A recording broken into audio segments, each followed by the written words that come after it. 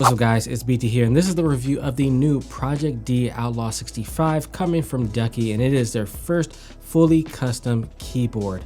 Now there are three things that you need to consider before you pick one of these up, and we're going to talk about them today, so let's get into it. Now the building process of any keyboard I think is highly underrated. How you feel before, during, and after plays a huge part of how you feel about your new purchase. And here is the first thing you should consider before you pick one of these up. While the Outlaw65 has a nice manual to guide you through the build process, there are a lot of screws that you have to use and keep track of during the build. You have been warned. I'm telling you right now, there's a lot of screws to keep track of. This keyboard really does live up to the name Project D because it really does feel like a project. So simply put, this keyboard is built off of a main carbon fiber base plate. And then you'll take the aluminum sides, the back plate, the front plate, and then screw them onto this carbon fiber bottom plate. So as you can see, there's a bunch of screws to screw in the sides, there's a bunch to screw in the back plate, there's a bunch of screws for the front plates, and then you have the kickstand feet in the back as well that you need to screw in. As well as the weight on the back plate that says Project D, you're gonna have to screw that in as well from the underside. If you're somebody that's new to this, it can be a bit overwhelming and time consuming. I kept having to go back and look at the instructions to make sure I was using the right screws, and because there are so many, you'll have to unscrew and screw again if you mess up. And for me, this really took away the whole building experience of the keyboard, having to keep track of so many screws.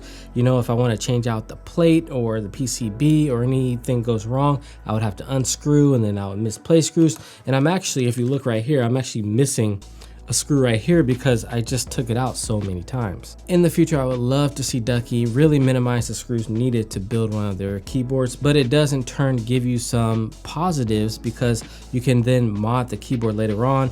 Let's say you want to change the whole keyboard color, you can just pull off these different plates and screw in new ones. So it does have a lot of modularity to it that I haven't seen on another keyboard. And I do really like that they brought over their kickstand feet over to this keyboard. It allows you to change the typing angle of the keyboard, and that's something I haven't seen on another custom, or at least nothing that I've ever built. The PCB is hot swap and comes with plate and PCB foam to soak up unwanted sound.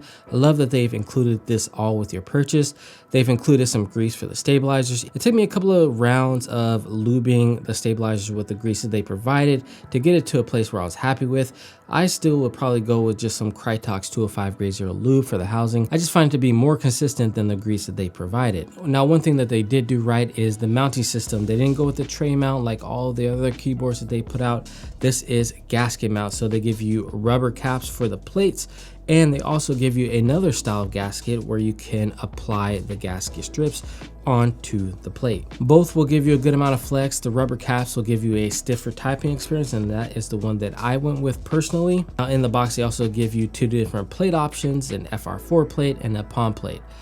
I tried the palm plate, didn't like it, and I immediately went over to the FR4 plate. So I had to take out all those screws, like I said before, unscrew it, put in the new plate, put in the new switches, and yeah, just save yourself some time. All right, I'm gonna save you guys some time. If you're gonna get this keyboard, don't do the palm, go with the FR4. Something about that palm and that carbon fiber plate or the casing just doesn't sound as good when they play together. Now in this keyboard, I also got to test the new Cherry MX 2A switches. These have new lube for the bottom housing, proof springs, which is tight around the ends and wide around the middle to create stability. There's ribs on the inside of the stem to keep everything stable and in place. It's got a convex pull in the middle. Now all this sounds great, but after typing on it, these are some scratchy switches. I would just, and it, like the feel of it, it's just scratchy as well. So they sound and feel scratchy. So on paper, everything sounds like they are doing some good quality of life changes, but in practicality and everyday use, I don't really see much difference between, well, I do see a difference because I actually prefer the original Cherry MX switches, the reds, to these. So maybe a change for the worse. Maybe they overcooked it. I don't know. And right now, the big thing in gaming and keyboards is the Hall effect switches, being able to change your actuation point as well as that reset point. Having that customization, I'm really missing it here. I would love Ducky to bring that over to their keyboards, and I think that would be a big game changer, and this would put them ahead of the other custom keyboards that are in the space that don't have it. Until then, we will just use our modded Wu-Ting 60HEs. But again, you don't have to use these, and don't let that be a deterrent from picking up this keyboard, because I don't want that to represent what this keyboard can offer. Now, the keycaps, you guys know I love me some Ducky PBT keycaps. They're smooth, not rough to the touch like some PBT can be. They're durable. I love the legends on it. They look nice and clean, and they come in some pretty cool colors if you don't know what you want right off the bat. And the pricing isn't so bad as well at $50. Now, one thing I forgot to mention is that this is bare bones, so you won't be getting the keycaps and you won't be getting the switches, and it is coming in at $300. So you're looking at probably a $400 build here, but more on the price later. Until then, let's drop a sound test so you can hear what the new Ducky Project D Outlaw 65 sounds like.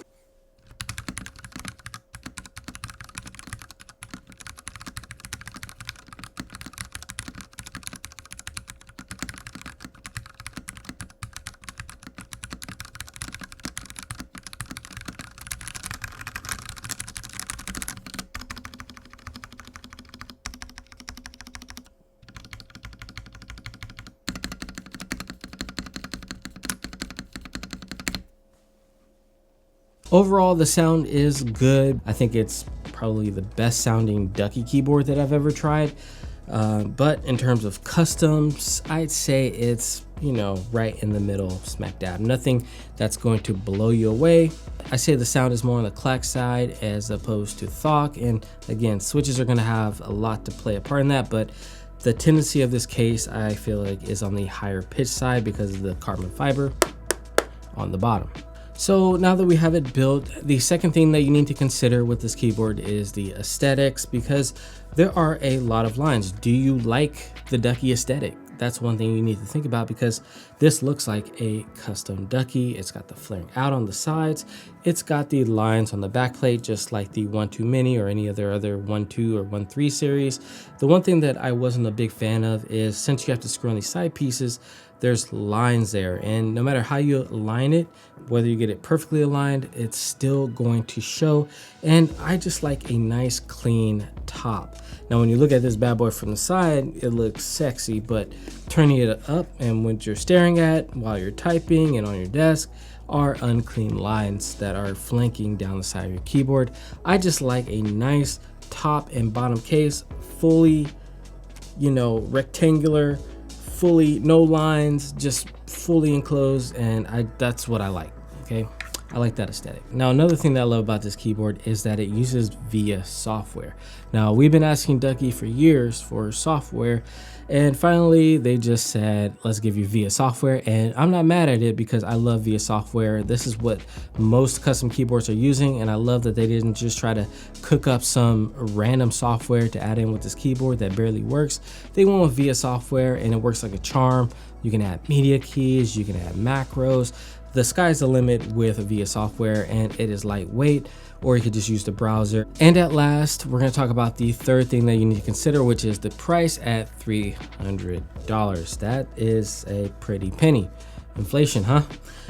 So when you get into this mid-range or the $300 price point, what I call is like the mid-range keyboards, there are some heavy hitters in there. There's like the QK65, there's like the TKD Cycle 7, the new kid on the block that's like $180. It's a beast.